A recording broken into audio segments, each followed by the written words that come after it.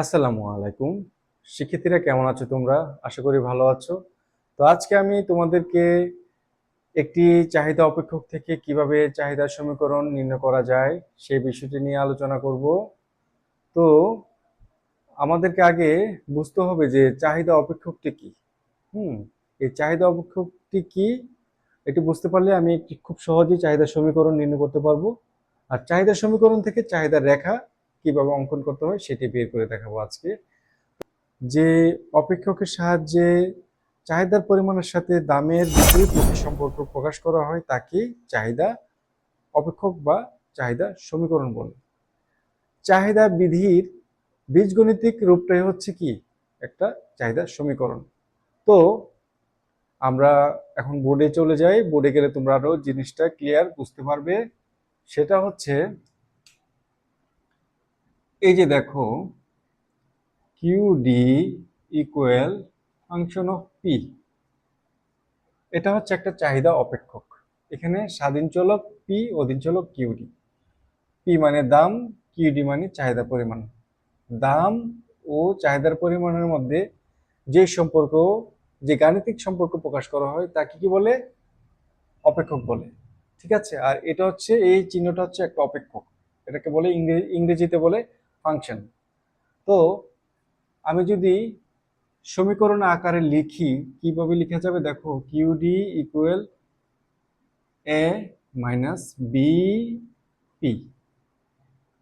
এখানে পি স্বাধীন চলক দাম, কিউডি চাহিদার পরিমাণ অধীন চলক, এ হচ্ছে ছেদক, মাইনাস বি হচ্ছে ঢাল। ঠিক আছে, এই বিষয়গুলো আমাকে বুঝতে হবে। এখন আমি যদি এটাকে গাণিতিক আকারে লিখি তাহলে কিভাবে লেখা যাবে দেখো, কিউডি ইকুয়াল 10 - 2 পি। তাহলে তোমরা বুঝতে পেরেছো তো যে আমরা একটা প্রথমে চাহিদা অপেক্ষক লিখেছি, চাহিদা অপেক্ষক থেকে চাহিদা সমীকরণে রূপান্তর করেছি। আর চাহিদার সমীকরণের রূপান্তর যেটা গাণিতিকভাবে যেটা প্রকাশ করে সেটা হচ্ছে এটা 10 - 2p।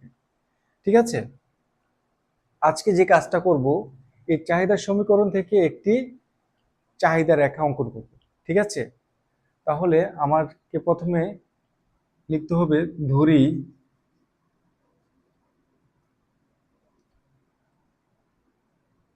পি সমান 1 হলে কিউডি ইকুয়াল 10 - 2 × 1। কেন এখানে 1 হয়েছে? এই যে পি এর মান যে 1 ধরেছে সেজন্য। ঠিক আছে, তাহলে এখানে হবে 10 - 2 × 2, তাহলে 10 থেকে 2 বিয়োগ দিলে হচ্ছে কত আমার? 8। আবার পি এর মান যদি 2 ধরি, 2 হলে কিউ ডি ইকুয়াল 10 - 2 × 2, এই যে এ টুটা, তাহলে কত হচ্ছে 10 - 4। 10 থেকে 4 গেলে কত? 6। তারপরে পি এর মান 3 হলে কিউডি ইকুয়াল 10 - 2 × 3 সমান 10 - 6। তাহলে এখানে কত হচ্ছে? 4। পি এর মান 4 হলে কিউডি ইকুয়াল 10 - 2 × 4। তাহলে 10 - 4 × 8 কত হচ্ছে? 6, সরি 2 হচ্ছে কত? 2। আচ্ছা, এখন আমার একটি কাজ করতে হবে। এই যে আমি যে সূচিটা তৈরি করেছি, এই যে পি এর বিভিন্ন মানে চাহিদার পরিমাণ যে বের করেছি, এখন আমি একটা এর ভিত্তিতে একটা টেবিল তৈরি করব। তো আমি এটা মুছে ফেলি উপরেরটা।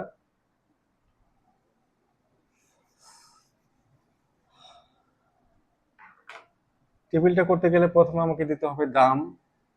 এই যে এখানে আমি টেবিলটা অঙ্কন করতেছি, লিখতেছি দাম, এরপরে দেব চাহিদা, এরপরে দেব বিন্দু, এটা হবে দাম। ঠিক আছে, দাম, চাহিদা, চাহিদার এখানে হবে পরিমাণ। এটাকে আমরা কিউডি দিয়ে প্রকাশ করতে পারি, কিউডি। আর এটা হচ্ছে বিন্দু, বিন্দু, ঠিক আছে। দাম এখানে ব্র্যাকেটে পি দিব। পি। আচ্ছা, তাহলে দামগুলো আমি লিখে ফেলি। ওয়ান, আচ্ছা আমি গড়গুলো আগে করে নিই।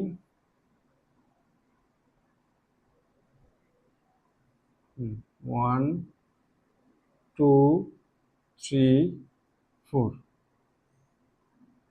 এই যে দেখো শিক্ষার্থীরা, তাহলে আমি 4টা দাম 1 2 3 4 লিখে ফেলেছি। এখন 1 টাকা দামে কত চাহিদা পরিমাণ 8, এখানে হবে 8। 2 টাকা দামে হবে 6, 3 টাকাতে হবে 4, 4 হবে 8, সরি 4 হবে 2। এখন বিন্দুগুলো হবে এ বি সি ডি। এই যে আমরা একটা টেবিল তৈরি করে ফেললাম। এখন এই টেবিলটা দিয়ে আমি একটা চিত্র অঙ্কন করব, ঠিক আছে। তাহলে আমি এটা মুছে ফেলি।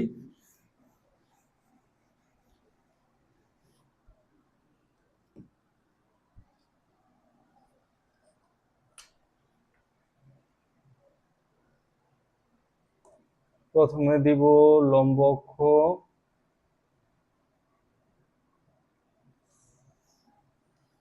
এরপরে দিব ভূমি অক্ষ।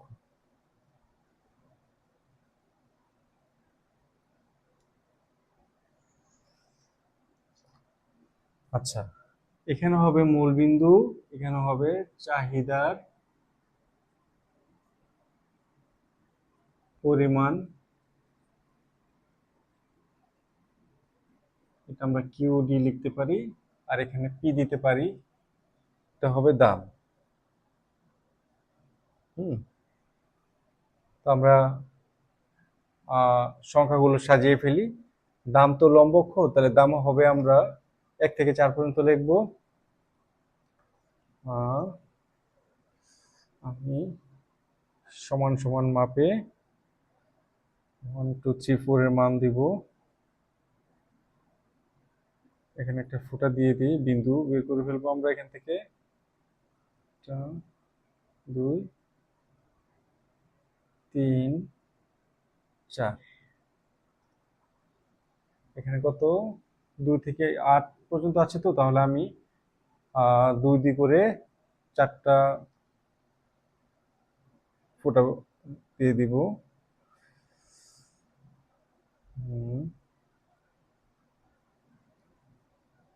2 4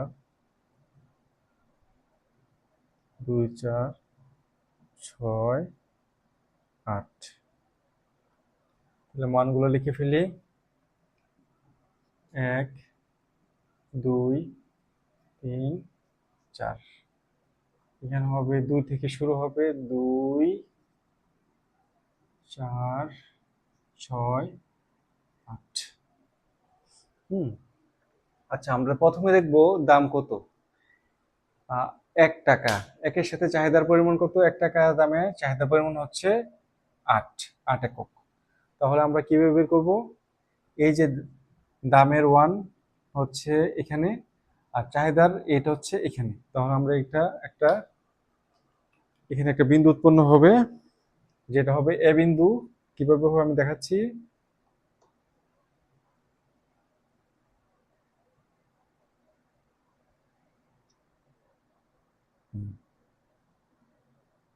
শিক্ষার্থীরা তোমরা দেখো, খুব ইজিলি বুঝতে পারবে। একটু মনোযোগ দিয়ে দেখো কিভাবে আমি বের করছি চিত্রটা। তোমরাও ঘরে বসে স্কেল দিয়ে খাতার মধ্যে সুন্দরভাবে করতে পারবে। অবশ্যই যেহেতু এগুলো গ্রাফ দিয়ে করা হয়, গ্রাফ দিয়ে অনেক ইজিলি করা যায়। তারপর আমি কিভাবে খাতাতে করতে হয় সেটা আমি দেখিয়ে দিচ্ছি। তাহলে আমরা এখানে একের সাথে 8কে মিলিত করলাম, এটা হচ্ছে এ বিন্দু, এ বিন্দু দিয়ে দিলাম। এরপর 2 এর সাথে কত? 6, তাহলে 2 এটা।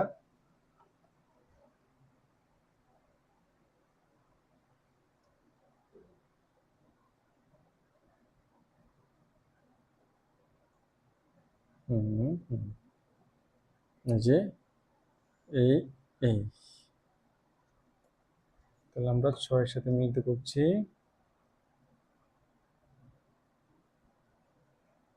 হুম, তারপর 3 এর সাথে কত? 4। 3 4।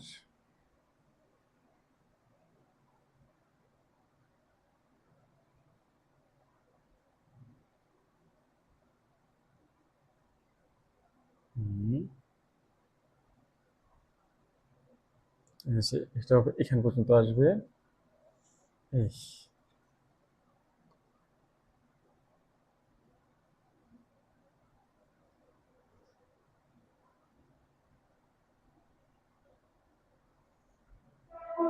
তারপরে 4 এর সাথে কত?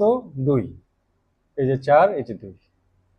দাম 4, চাহিদা পরিমাণ হচ্ছে 2। তাহলে এটা করবো এখান থেকে কিভাবে টানবো আমি? হুম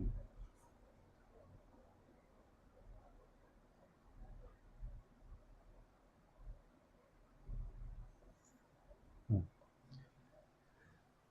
তাহলে আমি এই যে বিন্দুগুলা লিখে ফেলি, যেমন 1 এর সাথে 8 এর এ বিন্দু, 2 এর সাথে 6 এর বি বিন্দু, এটা হবে বি বিন্দু।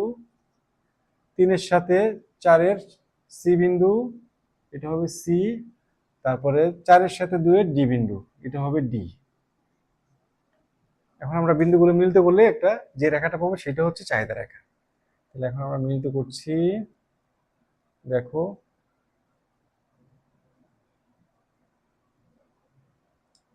এই যে দেখো সবাই, আমি কত সহজে একটি চাহিদা রেখা অঙ্কন করে ফেলেছি। এটা হচ্ছে ডি, এটা হচ্ছে ডি প্রাইম। ঠিক আছে? তাহলে একটা জিনিস লক্ষণীয় যে এখানে দাম বৃদ্ধি পাচ্ছে, চাহিদার পরিমাণ কিন্তু কমছে। যেমন দেখো, দাম 1 টাকা, চাহিদার পরিমাণ 8 একক। দাম বৃদ্ধি পেয়ে 2 টাকা হলে চাহিদার পরিমাণ কমে 6 একক হয়। দাম বৃদ্ধি পেয়ে 3 টাকা হলে চাহিদার পরিমাণ আরো কমে 4 একক হয়। দাম বৃদ্ধি পেয়ে 4 টাকা হলে চাহিদার পরিমাণ আরো কমে 2 একক হয়। তাহলে একটা জিনিস বোঝা যাচ্ছে যে এখানে দাম ও চাহিদার পরিমাণের সাথে বিপরীতমুখী সম্পর্ক। কারণ দাম বাড়লে চাহিদা কমে। দাম 1 থেকে 4 পর্যন্ত হয়েছে, বৃদ্ধি পেয়েছে, আর চাহিদার পরিমাণ 8 থেকে 2 এককে হ্রাস পেয়েছে। তাহলে কি বোঝা যাচ্ছে যে দাম ও চাহিদার পরিমাণের সাথে বিপরীতমুখী সম্পর্ক। আরেকটা বিষয়, যখন এই রেখাটা বাম দিক থেকে ডান দিকে নিম্নগামী হয়, তখন বুঝতে হবে যে দাম ও চাহিদার পরিমাণের সাথে বিপরীতমুখী সম্পর্ক। আশা করি তোমরা বিষয়টা অনেক সহজে বুঝতে পেরেছো। যদি কারো বুঝতে কোনো অসুবিধা হয় তাহলে আমাকে তোমরা কমেন্ট বক্সে জানিও, আমি তোমাদের উত্তর দেওয়ার চেষ্টা করব। তো আজকে এতটুকু। সবাই ভালো থেকো, সুস্থ থেকো। আল্লাহ হাফিজ।